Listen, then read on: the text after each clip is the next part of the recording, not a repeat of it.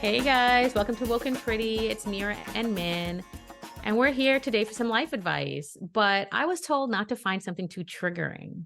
I don't know how to Every do single that. time we do these, you flare up some nostrils, and by you I mean I flare up my nostrils because you pick something that's gonna trigger me. Yeah, I mean, we could do an episode. This is what I was thinking for today's episode. Instead of doing Dear Abby, where Min's triggered or somebody else is triggered or we're getting weird comments, listen, that's going to happen. But why don't we talk about some advice that we've gotten in life, that like life tips or life advice, and we could debunk them or not. Okay, cool. Let's do it. What do you think about that? Okay. Here's my number one tip / life advice that I've heard throughout my life. And I don't know how I feel about it because there are dumb ass people out there and I don't think they got this advice. Oh my God, hilarious. I'm already in love. People, have you ever heard learn something new every day and then you roll your eyes? Yep. I feel like that's a life tip, right? That's a life tip. And it also goes along with read more and whatever. And I'm like, what the hell? Like, I want to live my life. I want to learn something new every day, but that learning something new doesn't come from a book. It doesn't come from the internet. Sometimes it's about people. Sometimes it's about you. Sometimes it's about your feelings and what you can take and what you can't take. And I would only say that now, but when I was 20 years old and somebody was like, learn something new every day, I took it to heart. And I was like, I'm going to go to work and I'm going to be the one that's going to test out all the platforms and test out all the new things and blah. And what ended up happening, girl? I got overworked, underpaid, and I was doing more than everybody else. Learning so something that new didn't every work day out. doesn't necessarily mean you need to learn something extremely new every day. Learning something new can also mean honing a craft better. Learning how to podcast better, learning how to connect with your audience better. Yeah, but that's not like an everyday thing, right? Oh. That's a long-term thing. Like learn a new language. But if I learn one word, if I go on dictionary.com and I learn a word this morning, am I going to be like, check, I learned something new today, moving on with my life? No, I think it's a life tip that's not about every day. I think it's about how you should be as a person. You should want to be better by whatever means that is. So if you're not a reader, maybe you listen to podcasts. I hope you do because you're listening to us. Maybe it's just learning about yourself. Maybe it's talking to therapists and learning about things that you want to overcome. So I think the tip of learning something new every day is too colloquial. I think it needs to be a little bit more expanded for what today is, if that makes any sense. So I would say instead of learning something new every day, I would probably pivot that and say to our audience and to you and to me, keep learning and do not limit it to just books. Do not limit it to just teaching. Do not limit it to a language or a skill. It can be learnings about anything that makes you better. Yeah.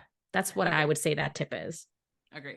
Okay. Totally agree. That wasn't triggering. Ooh. No. Good job. Okay. Another life tip that I think is important for people to know, and this is something that we've talked about, is about following your instinct.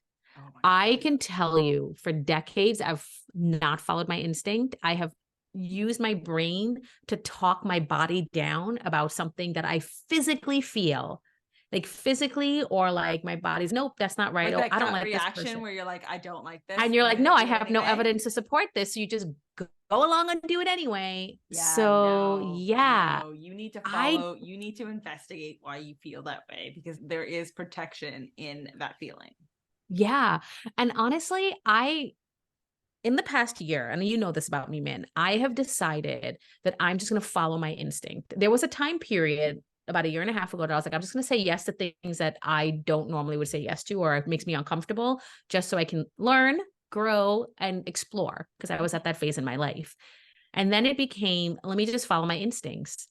And this is what led me to my job today. I followed my instincts on a person. I felt it. I felt the move. And I was like, I'm not going to ignore that.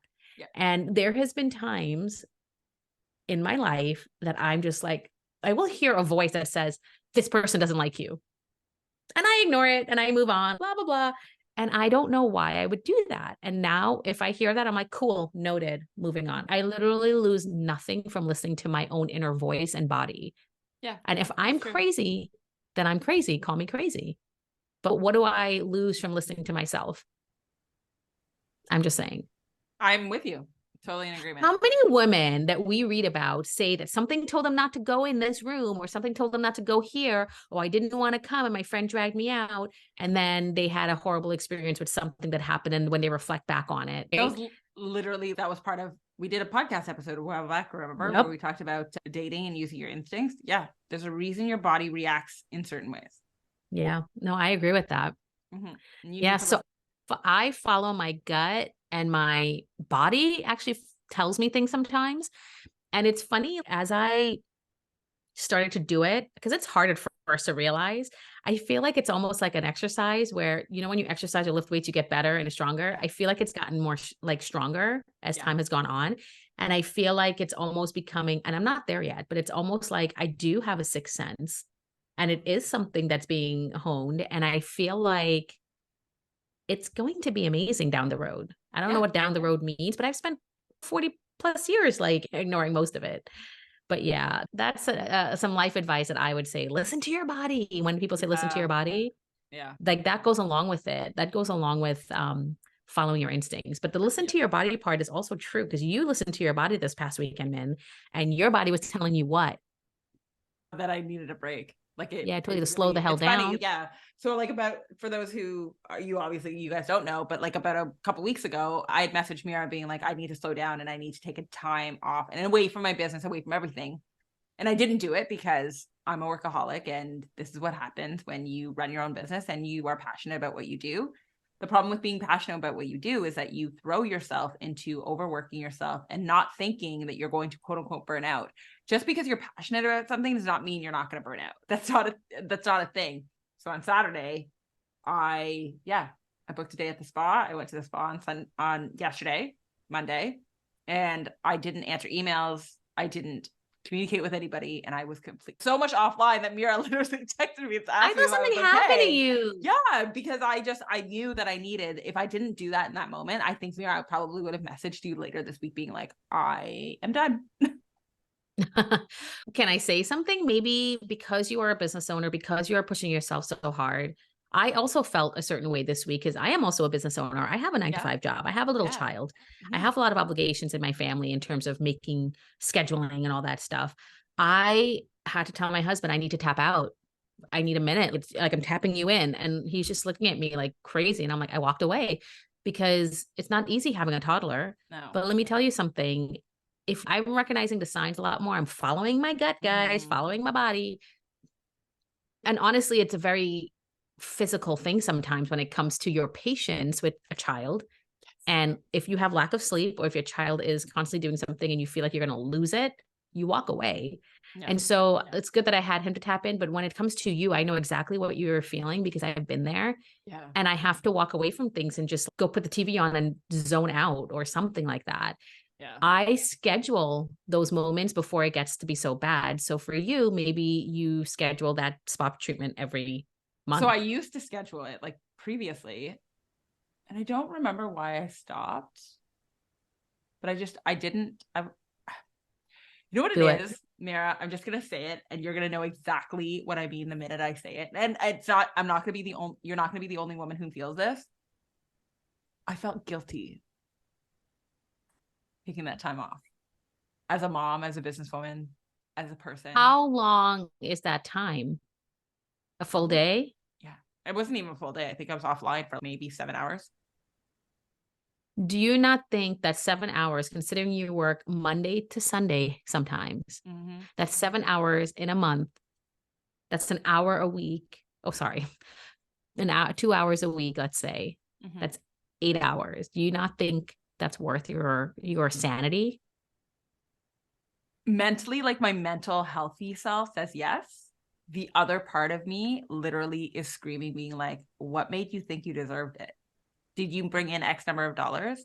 Did your clients get all of the work that needed to be done? Was it like thousands of dollars? No, God, no. No, exactly. So then shut the hell up. Treat yourself nice. Okay, but do you know what I was honestly thinking Monday morning before I like entered in the spa? I was like, oh my God, I haven't edited Meera's podcast. She still needs show notes for this episode.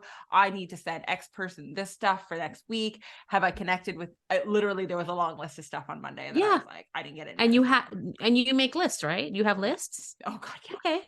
Of course. But I just felt guilty because I was like, oh my God, my poor clients are waiting on X, Y, and Z. And what would happen if you had to go to the hospital for a couple days because you are mentally exhausted and couldn't physically or mentally do anything? What happened to that list?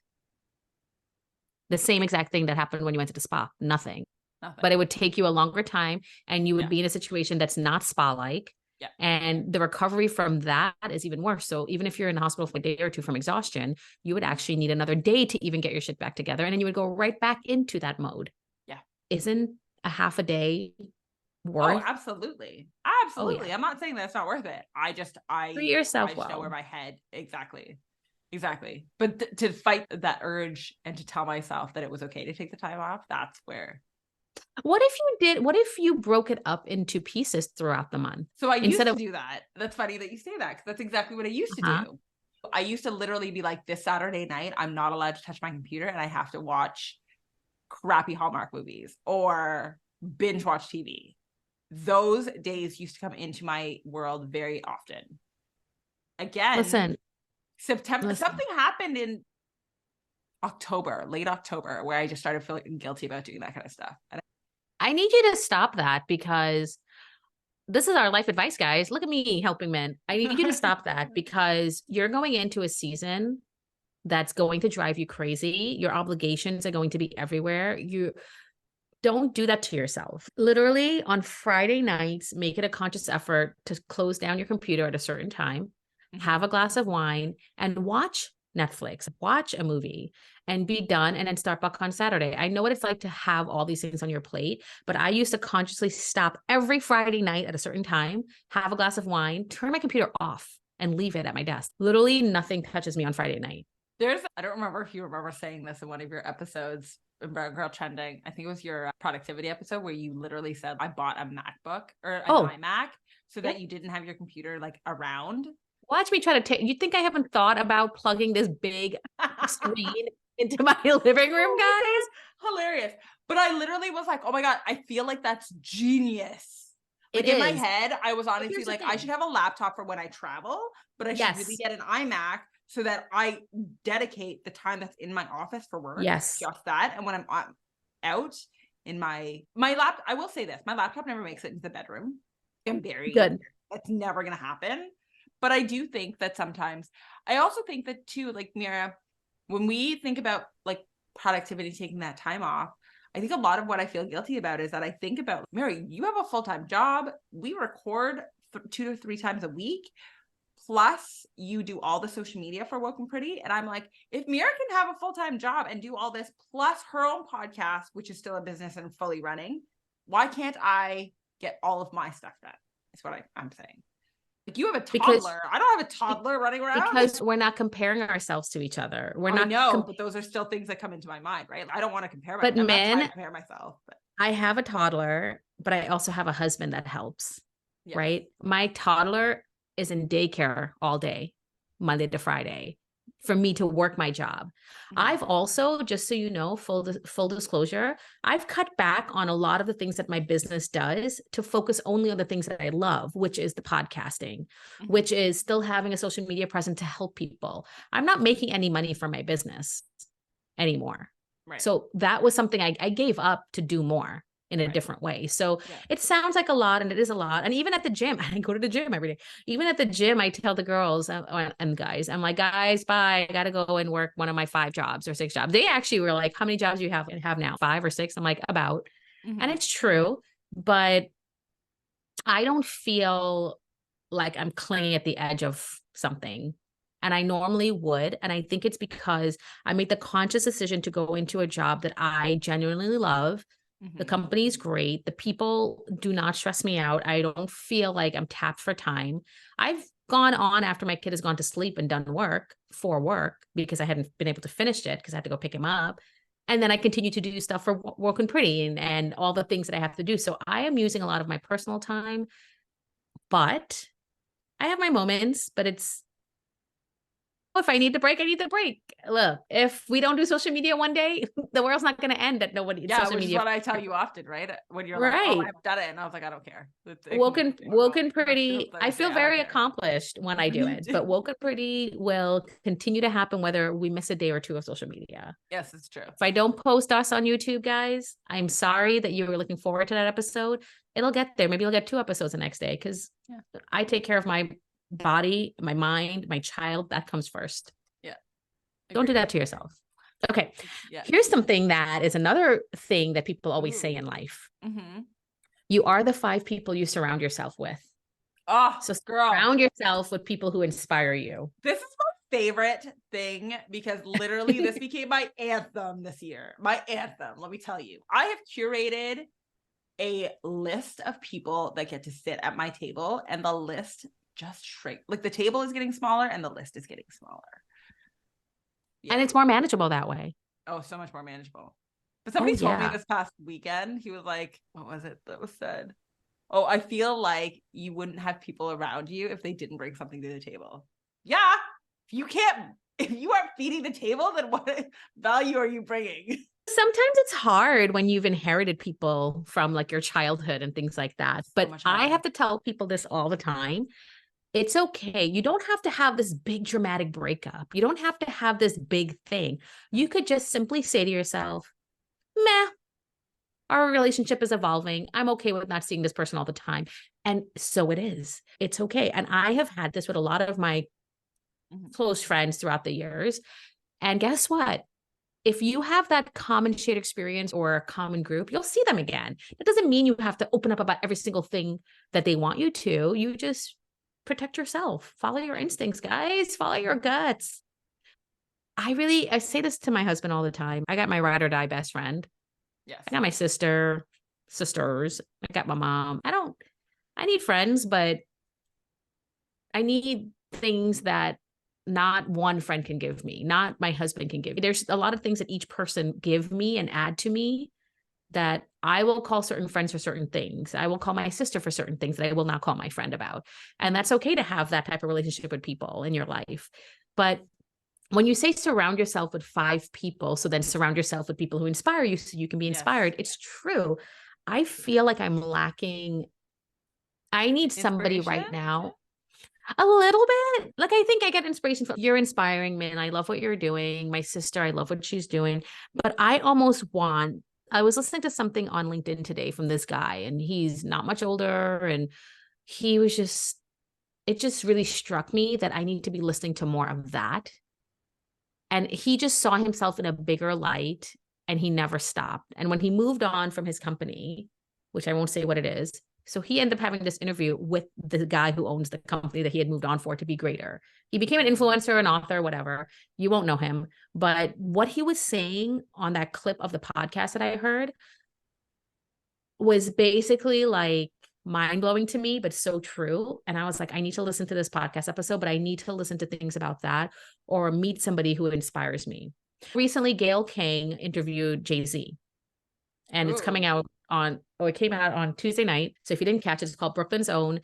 And I just saw on one of the daytime talk shows, they had Swiss Beats, who's Alicia Keys' husband, and his son, and they have a thing. And they were talking about the son, who's really young, maybe like in his 20s or something, early 20s, said he had a night with Jay-Z. He had dinner with Jay-Z. And so the host was like, and what was that like?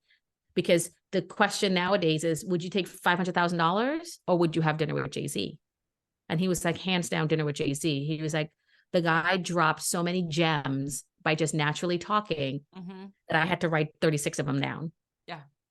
And one of the gems, because she was like, what's the most inspiring to you? And he was like, God, what was it? It wasn't like, I'm going to butcher this. It was like, I only do excellent. Something like that. Yeah, but it was the way that he said it that was so humble, but not humble. I wish I remembered exactly what it is, but it was so like, yeah, you do. So do I. But just bigging yourself up like that and moving on with life, knowing that you are excellent all the time about everything, no matter what. Damn. I'm with him. I would rather have the time with, I think I really learned that when I moved to Toronto, and it's funny, my girlfriend and I on a random Thursday nights, we would like take the TTC to Yorkville in Toronto, which is a very ritzy part of Toronto, sit inside the Four Seasons and listen to like very wealthy businessmen who are visiting Toronto or whatever, in their conversations. And I remember meeting a couple of them and thinking, this is 10 times more valuable than I'll ever get out of anything. But Meera, how you trick your mind into being inspired is the content that you're consuming and the podcasts and the books that you're reading. So like the best advice I ever got from somebody was, you don't necessarily need to change the people in your life, which you should do. But if you can't find the people who are going to inspire and make the money that you want to make and live the life that you want to have, then you need to trick your mind into believing that you're already in that life. And by doing that is by reading the books that those millionaires are reading, listening to the podcasts that those millionaires are listening to, the audiobooks. Trick your mind. But see, for me, it's not about the money. It's not about the money anymore. I'm just saying, honey, I get that. Right. I'm just saying. But yeah, I think you need, girl, I'll send you a couple of inspirational podcasts that I'm obsessed with lately.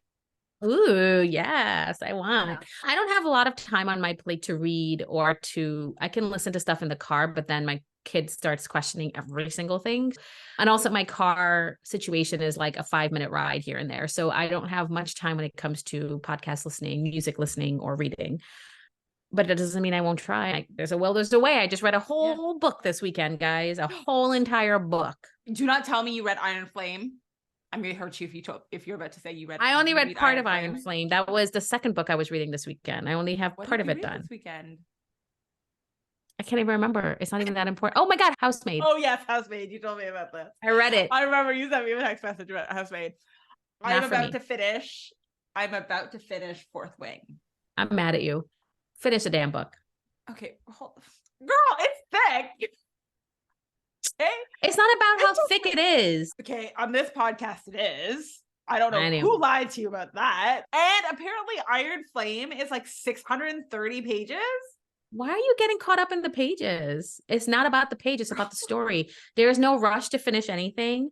I told myself that I want to enjoy the book. So I'm going to take my time with the book. I think what might make this easier process for me is if I read it on my Kindle so that I don't feel what's left. Because I think that's what's holding me back a little bit. I think that's why don't you on Iron Flame. I think that's what I'll do on Iron Flame. But why do page numbers intimidate you? I don't know. Have you never read a textbook from front to end? Yeah, of course I have. All right. Do you know how many hours of editing you do? That is more than like a book, like in a day. Think about it that way. It's true. Actually, I should think of it that way. You have to translate it. Think of all the show notes and the transcripts. If you put together all the transcripts that you've done in like a week, that's a book. That's bigger than the book that you're reading. It's true. But the only difference is in this book, I don't look at pages. Yeah, I'm like, oh, it's a big book, but I don't care about how big a book is anymore because I think about if it's a great story, my imagination is there and I want to keep thinking. Like I want to keep being in this world. So that's why I don't want to rush through it really, because I really did enjoy the first book. And now I'm like, let me take my time and really read this book. Do you think they're going to make a movie out of it? Yeah, I'll be. But I need to read them all before I see the movie because sometimes it like when I read Shadow and Bone, I was like, ooh, all about Shadow and Bone. And then I thought I was the only one. I was talking to somebody else about this. We were talking about Harry Potter. I never got through the Harry Potter movies, but I read those books. I showed my 3-year-old the Harry Potter movie. He asked me. And he watched the whole thing. The whole 3.5-hour movie, the first one, I was shocked. Good for him. I couldn't believe it. And he also schooled me a little bit, guys. This is so off topic. Because at the end, of course, I'm a Harry Potter fanatic. And I was like, maybe he's seen things around the house or whatever. But he asked me for Harry Potter. I don't know why. He saw something that's Harry Potter in his guest room. And he said, I want to watch that. And I said, no, you don't, blah, blah, blah. Watch whatever kid show. And he goes, no, I want to watch Harry Potter. And I was like, all right, kid, you woke me up this early. I got all the time in the world this morning. Let's go watch this movie. Fully thinking that he will lose interest after 20 minutes, 30 minutes. I'll pass out. He sat there and watched the whole thing. There was one point where he started playing, but still watching it. And I tried to pause it and he didn't want it. So he watched the whole thing. There were scary moments, of course, for a 3-year-old. Yes. But it is one of the least scary movies out of the entire series. Yeah, Sorcerer's Stone. And I will not move forward with any other movies with him. It will just be this one. But I ended up putting on a Harry Potter shirt that I had for him, which was, it's like a dorky collared shirt and it's 4 colors and it's basically the emblem. All the houses. The red. Yeah. And so I was like, ooh, which house do you want to be? Remember, they had the sorting hat. Do you want to be a lion and be courageous? Do you want to be, oh my God, do you want to be a snake and be ambitious? Oh my gosh, mommy. And then I was like, do you want to be a raven because you're so smart? Or do you want to be a beaver? And he goes, it's a honey badger. And I was like, what? And he was like, it's a honey badger and it's yellow and I'm a honey badger. And I was like, oh, Hufflepuff, sir. Yes, you are. Yes, you are. But I think mommy thinks you're a little bit of a raven because you're smart. So now he tells people he's a honey badger and a raven. But my 3-year-old corrected me and told me it was a honey badger. And I'm pretty sure he's right. Is he right? I think he's right. I don't think it's a beaver. I think it's a honey badger. No, I think he's right. Yeah. But he saw that because it was a picture. I don't know. Anyway, he associates, but now he associates with yellow. So he knows it's yellow. And I was like, did I really teach him this or did he just deduce this? I don't talk about Harry Potter on a regular basis, guys. More importantly, how did you? Oh, he's a Hufflepuff. Okay. He says he's a Hufflepuff. He chose that house. I think he's a Raven, Ravenclaw. I think he's just what really. What are you? When I took the Harry Potter test on her website, I was a Gryffindor, but I think it's because of my friendship. You had to have been a Gryffindor because I'm a Gryffindor. Yeah, but I chose my house and I went Slytherin because girl is ambitious and I am cunning and I don't give a shit. But I will never stab my friends in the back. And that is the fundamental problem for a Slytherin. And which is why they're putting me as a Gryffindor, but I am a chosen Slytherin. Yeah. I see. But I like my friends. I would never do that to my friends. And that's the problem. They're holding me back. Anyways. When they come out with the fourth, I guess they're not going to call it fourth wing. They're whatever. When they come out with the movie. Yeah, I think it'll be interesting. I hope they do right by it. But it is a very good book. If you guys are listening, you haven't read it. Fourth Wing is very good. It's actually one of the books of the year, I think. And then Iron Flames, the second one just came out. And it is quite good so far, but I'm not super deep into it. But I love how it just takes off from the ending and it goes right into it, which is good for me because I just finished reading that other one. You just told me what your favorite life advice was. And mine, when I was leaving high school, I remembered asking one of my favorite teachers, I'm like, what advice can you give me? And she goes, oh, I don't give advice. Like, I don't know. And I was like, no, seriously, what would you say that I should think about moving forward? And I'll never forget it, which is probably the point, right? She said, just keep moving forward and never move backwards. And I was like, oh, that's it? Okay. But that has stuck with me. I have since then never went back to work for a company that I have left, no matter what the offer is, because there is a reason you left, honey. Yeah. I tried to do it in relationships too, but I've had a moment where I did dip my toe back into a relationship, knowing fully well that I didn't want the relationship, but I was like, man, it's a little thing here.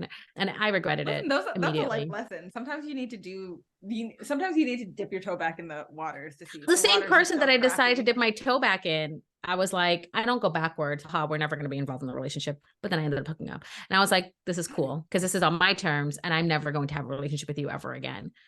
So I've actually used that as a life thing. Don't go backwards. It's always forward. And there's always more for you moving forward versus going back into what you've left. Oh yeah, absolutely.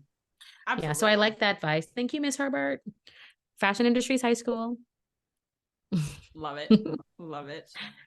Yeah. This is one that my friend always does. And we always laugh at her because it's so old school, but she'll literally say it on our group text messages. YOLO. Remember when people used to say that all the time? YOLO. So annoying, but it is true. You live once.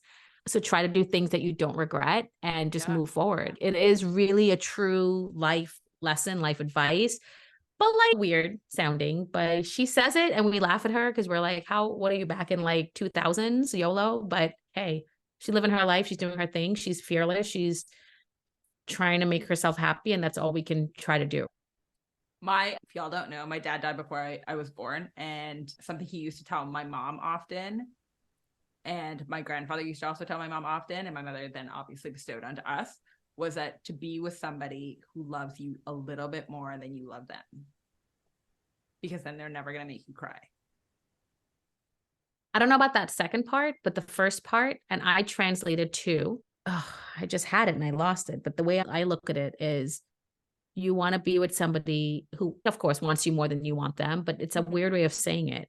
You want to be with somebody who values you the most above anything else. Yeah.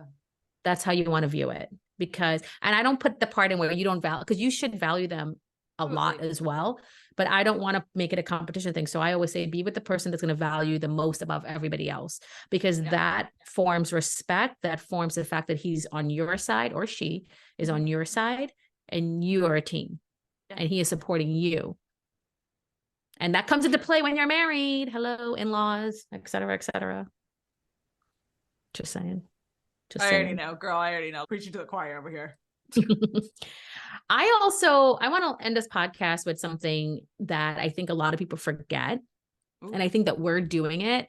There's a lot of people who are on their self journeys of learning and being better. But I think people tend to forget, of course, everyone has a story, but you also have a story. Yes. Like you as an individual can share your wisdom and share your life experiences with somebody else. Min and I are doing it. Min has Share a Latte. I have Brown Girl Trending. We obviously have Woken Pretty for our own personal fun, but we're clearly sharing life advice and life hacks and things like that now. But when you're listening to us, acknowledge that you yourself and your experiences are legitimate and it matters, and you can help other people by sharing those experiences. So share your wisdom. I think it makes the world go round, and it helps. If you help one person, you've helped a lot, because that person can now share it moving forward. So whether that's your kids or you're a teacher and you're talking to other children or just your peers, even, just remember that your story matters too. Okay. And that's it. I agree. Thank you for listening, guys. We love it. It's a little different today. Hopefully you got a lot out of it. Yeah. And share with us what you think what was your life advice that changed your world, or that you really follow? What's something that you adhere to? We want to know. DM us on Woke Pretty Podcast on TikTok or Instagram. Obviously, you can check us out on YouTube, and you can message it to us right then and there. And that's it. That's what I got. Yeah. Thank you, guys. Awesome. Bye. Bye. Remember, you're the heartbeat of our podcast. Your support, your comments, and your enthusiasm keeps us fired up and ready to bring you more pop culture goodness each week. If you enjoyed today's episode, don't forget to hit that subscribe button so you never miss a moment of action. We'd love to hear your thoughts, suggestions, and even your own pop culture discoveries. Connect with us on social media at Woken Pretty Podcast on Instagram, YouTube, and TikTok.